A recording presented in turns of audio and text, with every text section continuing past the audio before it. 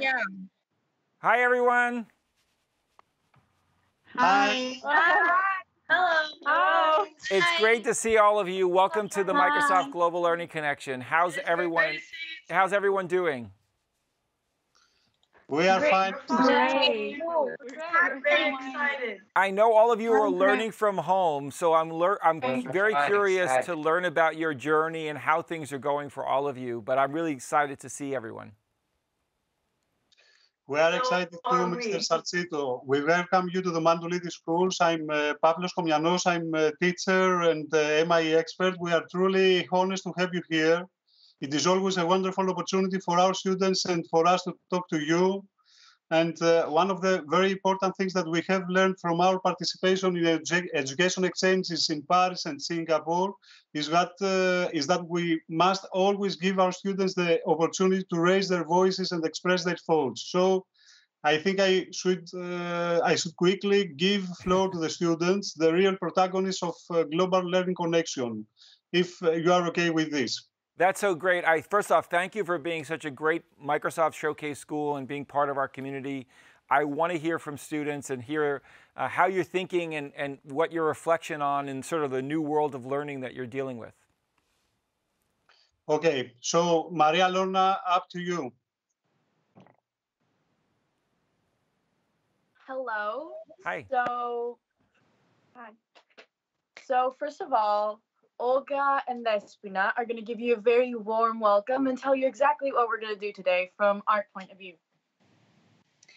Thank you, Maria Lorna, for giving us the floor. So, hello, Mr. Salcito. I'm Despina, and I want to welcome you to our school, Mandulidis High School, at least virtually.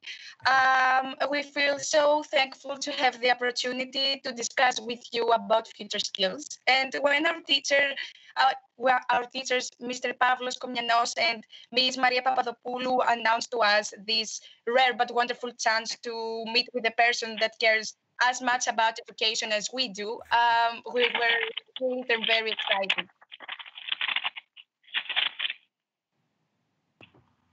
This call is of such importance to us because it allowed us to work with our friends and figure out what questions we have about the future of technology and education as well. Besides that, it served as a wonderful and very pleasant distraction from the hard times we're going through because of the COVID pandemic. Yes. So once again, we thank you for being here with us, sharing this experience, and we hope that you enjoy this as much as we have so far. So now, without further ado, let's give the floor to Areti, Rea, and Pasagiki, who have prepared a presentation of our school to show to you. Thank you so much. Thank you. Okay, so hi. As Olga told you, my name is Areti, and my friends Vasiliki and Rea. We are students of Mandulidis High School, and we are glad that we have the opportunity to share with you our experience with distance learning during lockdown. It is true that the coronavirus brought about a great disturbance to our daily lives, which were radically transformed during that period of time. The questions were how the educational procedure will be conducted and maintain connection despite the absence of our teachers' physical presence. Fortunately, by shifting to remote learning, our school managed to help us overcome that feeling of uncertainty. We knew that we were in a very organized school, and that was proved by the very first day the schools were closed unexpectedly. From the first moment, our school gave me my online school schedule, and this helped me to create a new daily routine of attending classes, reading, preparing my assignments, sending them to my teachers, and waiting for feedback. Besides, a one-to-one program has been implemented in our school since last year, and so the transition to distance education felt really smooth and almost natural to us.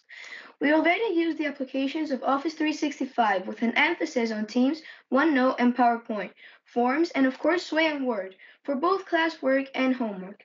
For homework also, we had assignments on Teams, and we were assessed via Forms. We were very well acquainted with most of Microsoft's tools, and we had been very well trained to use them during our daily classroom activities. What was new to us was video calls. In our opinion, moving to online education was a very good and effective idea. The lesson was fun, but of course it cannot replace the in-person education. We missed our breaks, our desks, our classrooms, and our school experiences. Yep. Hopefully, technology managed to keep us in touch with my teachers and classmates. At first, when we learned about it, we felt a bit uneasy, but by the end of the first lesson, we understood there was nothing to worry about. We actually found it very interesting. It was a new but useful experience, and it's very good that a daily routine schedule was established and maintained during school closure. Not only did we keep in touch with the school, but we managed to cover all the subjects of the 6th grade curriculum and prepare for high school. We had classes every day, and we could solve our problems with the help of our teachers. Also, our school set up an hour a week called Talking About Us, so we could discuss with our teachers and classmates whatever might trouble us. Before the beginning of the lesson, our teacher always asked us to express our feelings, and in the form she sent us, she always had a question related to our attitude towards the lesson. We always felt that our opinion and our suggestions were important to the design of the next lesson activities. After all, it was a novel experience for our teachers too. Absolutely. All my teachers did their best way to find a way to turn the lesson into an interesting experience for us by making imaginative use of all software apps they had at their disposal. New ways and methods were used, and we wish to thank them very much for all their hard effort. They had a surprise for us every day, so I was looking forward to the time of the video call. For us, distance learning worked beneficially. In fact, in some cases, it seemed more effective than traditional education. It gave us the opportunity to learn at our own pace and not be pressured by the classroom. Microsoft also made it easy for my teachers to continue the lesson without any disturbance because, to tell you the truth, we were all trying to play with our microphones. Without any doubt, we were happy to go back to school. Even though we met half of our classmates and teachers in person again, broadcasting the lesson held in the classroom kept us in touch with the rest of them who were at home. In this way, we did not lose our bond as a class. What is more, we managed to work on our school subjects and finish the assigned tasks on a daily basis while learning new rules of conduct in the classroom. Lastly, those who could not come to school due to health problems were not deprived of the opportunity to participate in classes. Finally, distance learning helped us keep a sense of school connectedness and normalcy during quarantine. We felt as we were in the classroom even when we were online. We kept in touch with classmates and teachers with the help of technology and Office 365. We experienced firsthand the new reality of education. We really wish to express our appreciation to our teachers, our school, and Microsoft for this experience. Thank you for letting us share with you our experience. Well, first off, let me just reflect. Thank you so much for sharing so much feedback. First off, you're all incredibly lucky to be supported by such great educators who care so deeply about you. Your school was very well prepared to embrace this new reality. In many cases, a lot of the things that have happened for years before have set you well up for this transition. But it certainly was a change, and I want to applaud all of you for your resilience and the energy that you put into supporting remote learning. It's not easy, as that you mentioned, and certainly it was an adjustment for students. But I think the new adjustment is going to be how we optimize the classroom time that we have differently. What we've started to see as students thrived in remote learning and we found different ways to connect, share, and stay open, we've got to be more purposeful about how we use our time together in classroom. So we all want to get back to normal in schools, but we've got to think differently about how we value the time together face to face, because we still need to remember that we can learn online. We've started to see students who've returned back to school questioning why they can't just do what they were doing in that day's class at home. And it requires teachers and educators to think now about a new way of learning face-to-face so we can blend both the digital experiences with our back-to-classroom experiences. So I'm curious to see how that evolves going forward. But the thing that you shared that was most important and really great to see is the check-in on mindfulness. One of the things that we learned with teachers who were embracing remote learning is that the importance of making sure that all of us had the right mental well-being, the right attitude and approach to learning remotely is most important. Certainly the technology is helpful, but making sure that all of us stay connected and bring the right energy is the most important thing. And thank you very much for demonstrating that and being an example for hopefully schools across Greece. Thank you for giving us such an amazing new point of view on what is already happening. Absolutely. So I think we should move on to a little bit of a Q&A, if you will, that we have prepared for you. Great.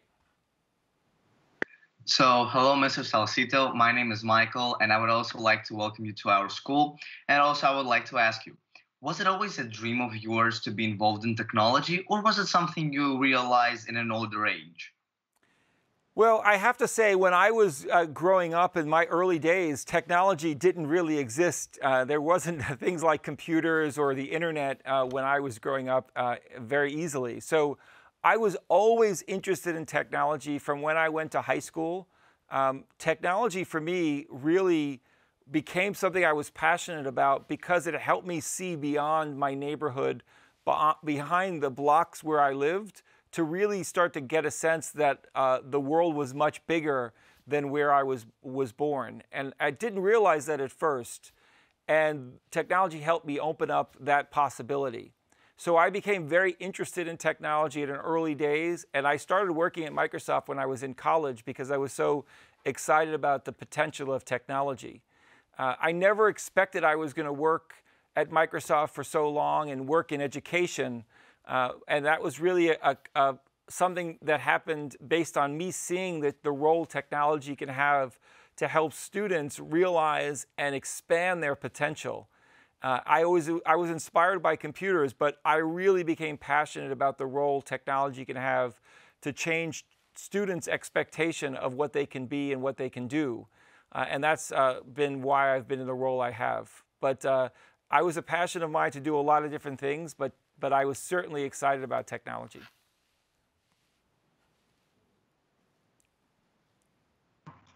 Thank you very much for that amazing answer. So I'm Casadina, and I would like to welcome you to our schools for one more time.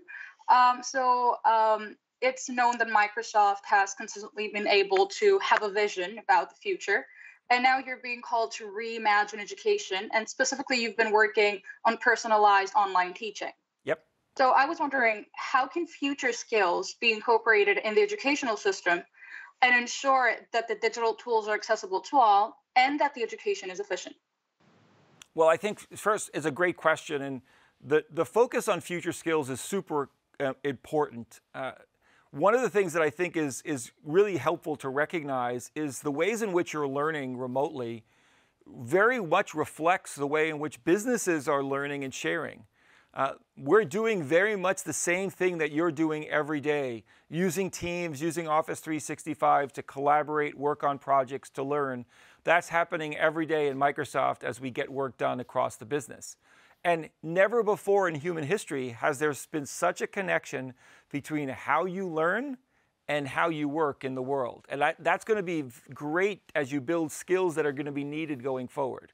Now, historically in education, we thought about the traditional C-based words to reflect education skills: communication, collaboration, critical thinking, creativity.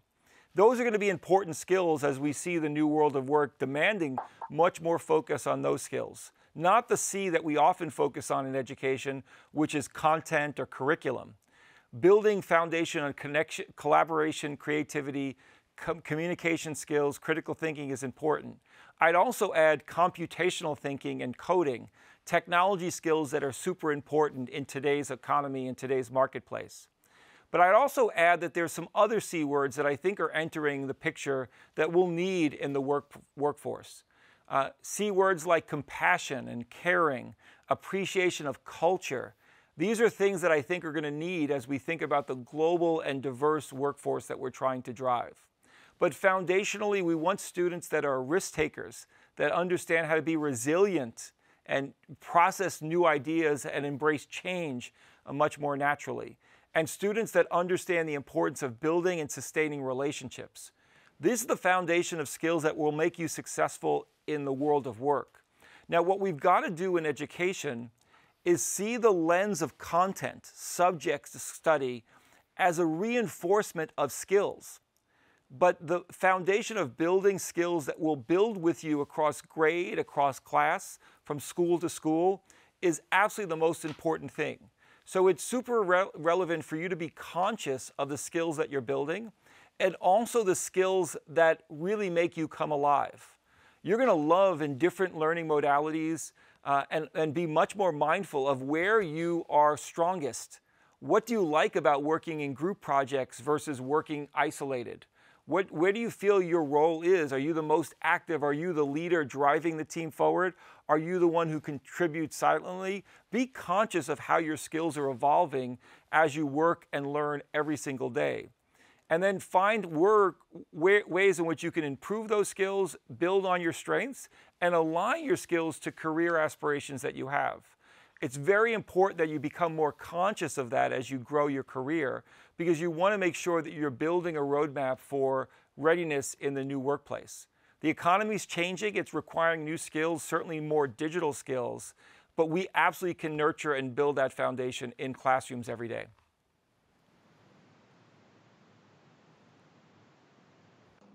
Hello from me. I'm Anastasia, and firstly, I would like to welcome you to our school, even virtually. Thank you so much. And secondly, I would like to pose you a query. It has been claimed, as you've mentioned, that critical thinking constitutes an undeniably significant future skill. So, do you believe the technological explosion has led to an activation of critical thinking, or are you most inclined to think that opportunities offered due to this revolution motivate the user's cognitive development? Well, I think one of the things that comes with critical thinking and technology is curation. There's tremendous volume of everything. Every search result, every insight on specific subjects is creating more opportunity for you to curate and make decisions on what's relevant, what's valuable, and how you're going to use information properly.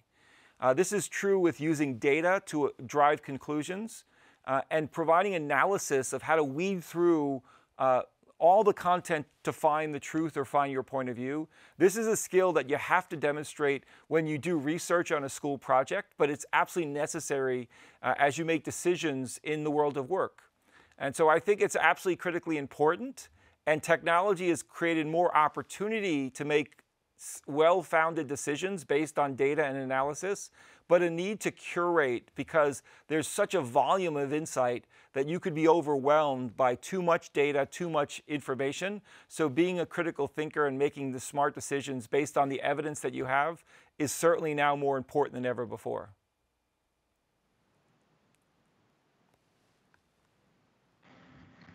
Hello. Hi. It's my pleasure meeting you. Same here. I'm Paressa. I would like to ask you, has Microsoft contributed to the fight against COVID-19? If so, how? And how has the pandemic affected the company? And how can one manage such crises? Well, first off, I think our first response to COVID-19 has been to help the first responders. So we work very closely with governments, hospitals, to support their response to COVID-19 with technology, with support. Microsoft has been very active with working in education, for example, in partnership with UNESCO and UNICEF to help countries all over the world get access to digital tools and materials to help students with remote learning transition.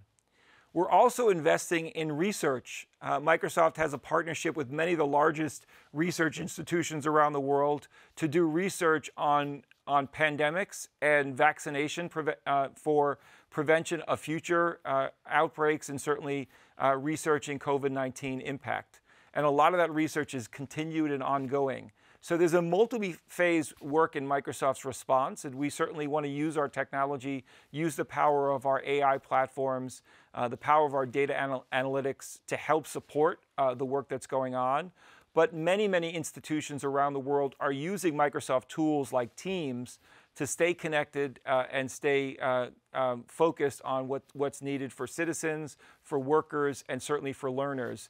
And Microsoft has provided a robust cloud infrastructure to scale rapidly.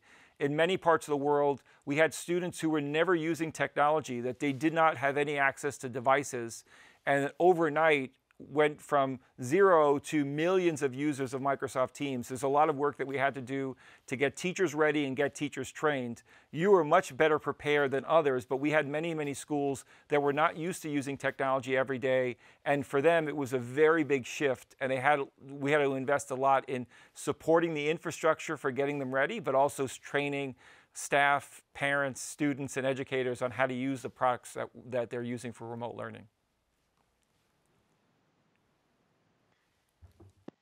Hello, Mr. Salcito. I'm Despina, and I will mention again that I'm so glad to have the opportunity to discuss with you. So they say it's hard to get to the top, but it's even harder to stay there. So what does a colossus like Microsoft do to remain #1 in the world for multiple years when there's such competition? Well, certainly, I think one of the things we have to do is constantly be self-critical about how we can be better as a company.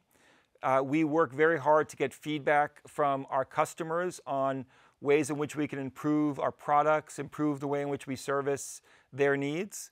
And then you've got to embrace a growth mindset.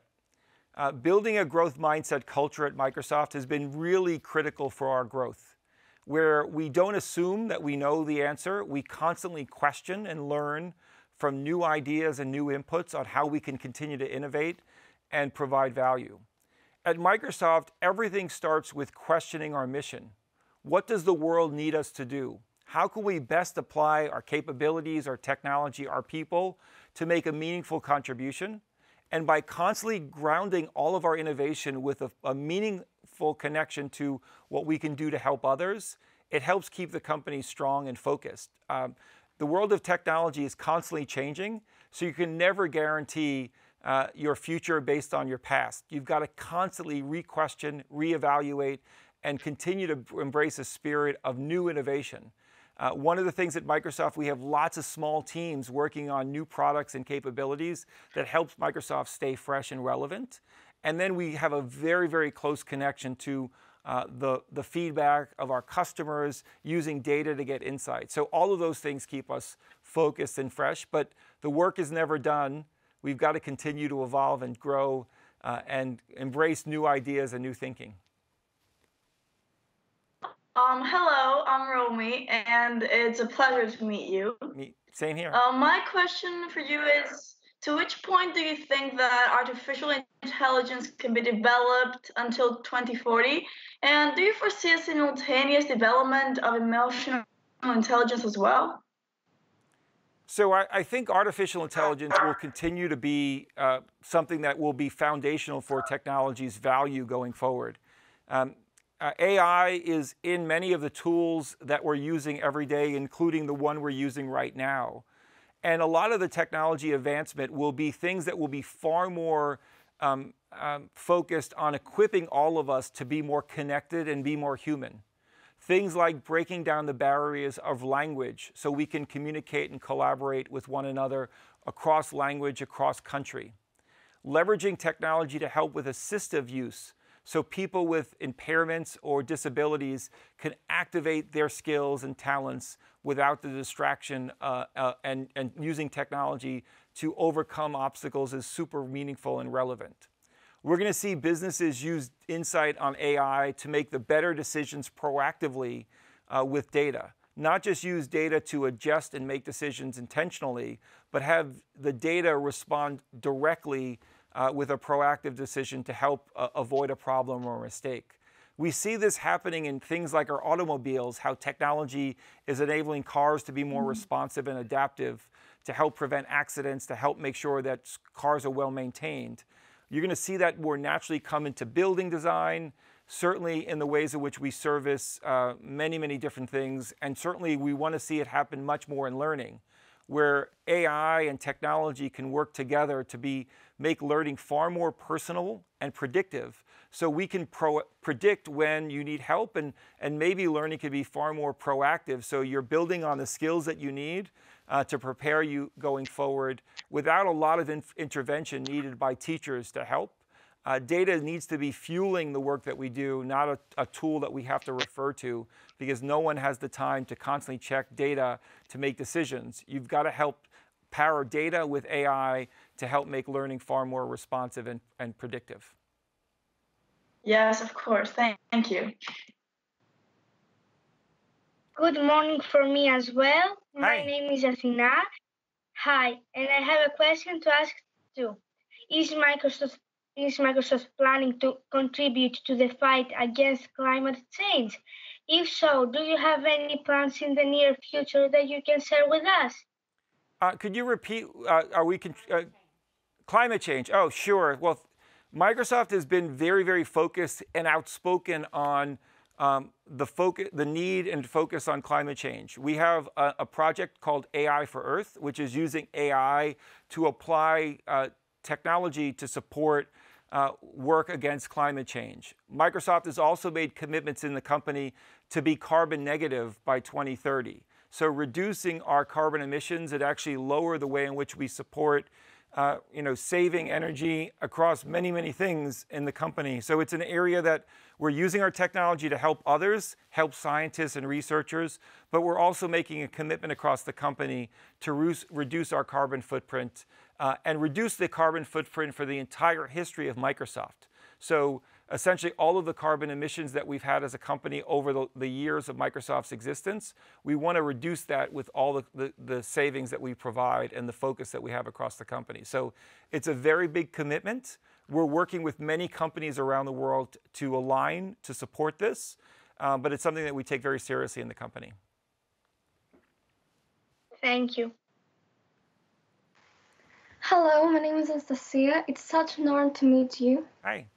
My question for you is, how high would you estimate is the part of the population that is afraid of the scientific technological development? And how could we pursue young people to have a positive perspective towards it? Yeah, I think it's a good question, and there's lots of often fear about technology's rise and the reduction of jobs. For example, if AI grows, will it eliminate my job or jobs like mine? And certainly that creates some uncertainty and fear with technology. I think that has been true with educators. I get a chance to work with teachers all over the world, and I would say many of them have been afraid of technology's growth in the classroom because they feared it would reduce their impact and value. COVID-19 was a great example. As the world moved to technology and technology was brought home and became the foundation for learning, what we saw was not teachers being diminished. In fact, teachers were becoming more needed, more respected. As you started doing work at home, your parents had greater insight of the impact your teachers are making.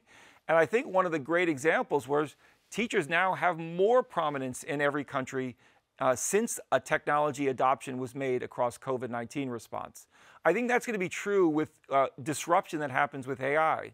There may be some jobs that will change because of AI, but many, many more will be deeply impacted and improved, as well as new industry will be created. So we've got to use examples to help people reduce their fear.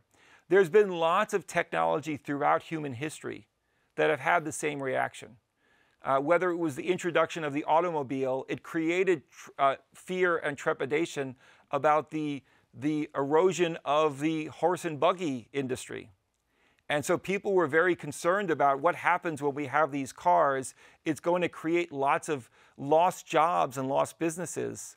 And what ended up happening was the automobile created a foundation for many, many more industries to grow. That same thing will happen over time. So it's something we've got to embrace, get energy, but also get skilled up to be able to enhance and drive forward. So thank you so much for all of these questions. I have to run to my next session, but it's been an honor for me to spend time with all of you. And I'm so deeply appreciative of all the great work that you're doing and the leadership that you demonstrate once again in your response to COVID-19. Thank you so much. Thank you. It's my pleasure. Great seeing all of you. Thank you, Antony. Thank you. Bye. Bye. It was a pleasure. My pleasure.